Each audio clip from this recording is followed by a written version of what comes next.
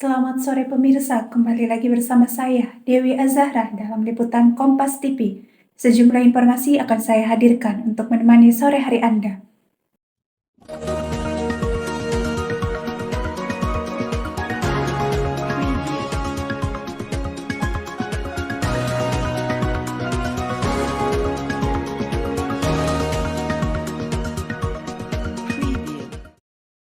Plastik jadi barang yang tak bisa dihilangkan di kehidupan kita sehari-hari.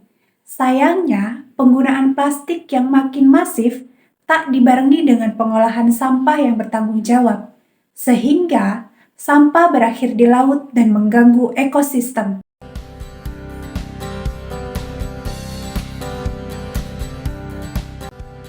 Keberadaan plastik tak bisa dilepaskan dari kehidupan modern.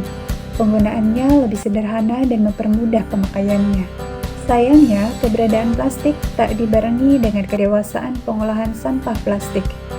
Berdasarkan data Kementerian Lingkungan Hidup dan Kehutanan atau KLHK, total sampah nasional sebesar 68,5 juta ton, di mana 11,6 juta ton diantaranya merupakan sampah plastik pada tahun 2022. Tim Nasional Pengendalian Sampah Laut mengestimasi sekitar 615.000 ton sampah terbuang ke lautan Indonesia hingga laut dunia. Indonesia kini menjadi negara kedua terbesar di dunia dalam hal penyumbang sampah plastik di laut.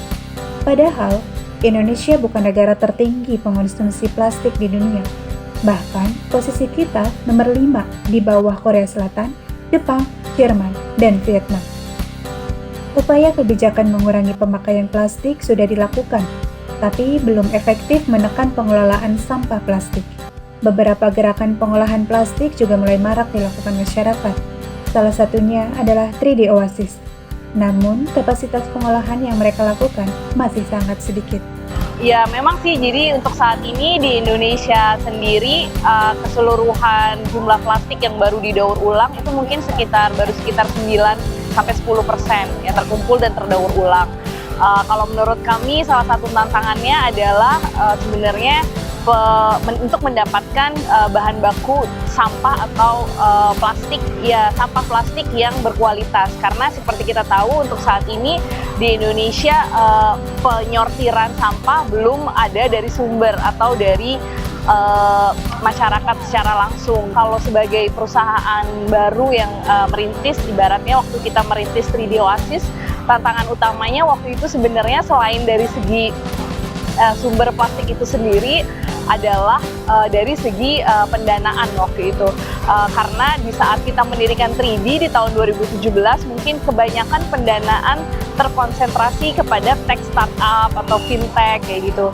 Nah, alhamdulillahnya untuk sekarang kan sudah mulai berkembang venture capital atau impact investor yang mereka mau untuk berinvestasi terhadap perusahaan-perusahaan yang bukan hanya berdampak bagus secara finansial, tapi juga memberikan dampak di dalam lingkungan atau sosial. Untuk mengumpulkan sampah, 3D Oasis melakukan kerjasama dengan warga sekitar. Sumbernya untuk yang kita di Tangerang ini mayoritas dari lingkungan sekitar aja. Jadi dari Tangerang, Jakarta, Depok, pokoknya sekitar Jabodetabek, sekitar lokasi area. Untuk sumbernya sendiri, untuk sampah plastik botol kita ambil dari mitra-mitra kita, yaitu para pengepul-pengepul yang sekitar lokasi pabrik. Jadi mereka mengumpulkan sampah plastik tersebut dari pemulung, dari lokasi publik seperti pasar, sekolah, dan pusat-pusat keramaian lainnya yang mereka memberdayakan juga masyarakat sekitar mereka untuk memilah, membersihkan, dan juga mengirimkan ke lokasi kami. Nah, untuk yang plastik sachet itu sumbernya kita juga dari masyarakat. Jadi untuk spesial untuk proyek buat bumi pengumpulan sampah plastik sachet ini, sumbernya adalah dari sampah rumah tangga. Jadi kita bekerja sama dengan RT RW sekitar di Tangerang ini. Kita edukasi masing-masing rumah untuk memilah sampah plastik tersebut. Lalu kita kumpulkan, kita jemput dengan motor sampah-sampah plastik sachet yang dikumpulkan, dan mereka akan mendapatkan kupon setiap minggunya. Jadi setiap bulan ketika sudah terkumpul kuponnya akan kita berikan berupa sembako gratis seperti itu. Firdaus Ali, pakar lingkungan dan akademisi Universitas Indonesia mengatakan, agar penggunaan sampah plastik tidak semakin banyak, maka perlu adanya integrasi data solid waste management dengan hidrologi. Perlu menerapkan konsep daur ulang yang kuratif, serta penggunaan material alternatif secara intensif, seperti material bioplastik sebagai tindakan preventif. Kuncinya bukan di mana-mana, kuncinya di kita bersama.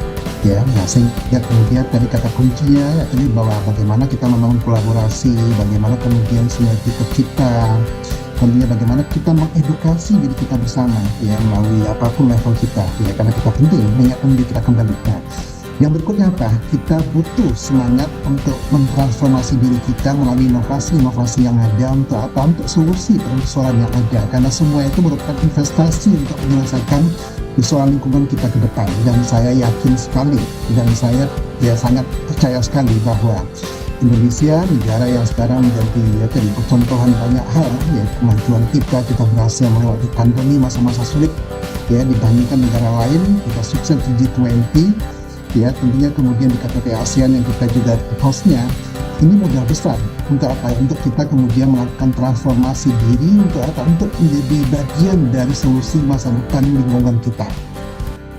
Timbulan sampah plastik global diperkirakan akan mencapai 33 miliar ton di 2050. Dunia modern memang tak bisa hidup tanpa plastik, karena plastik bukan musuh peradaban. Tetapi keberadaannya harus dikelola dengan bertanggung jawab, agar tidak berakhir di laut dan merusak ekosistem. Tim Liputan Kompas TV. Pemirsa, informasi tadi sekaligus mengakhiri perjumpaan kita kali ini. Saya Dewi Azahra pamit undur diri. Selamat sore dan sampai jumpa.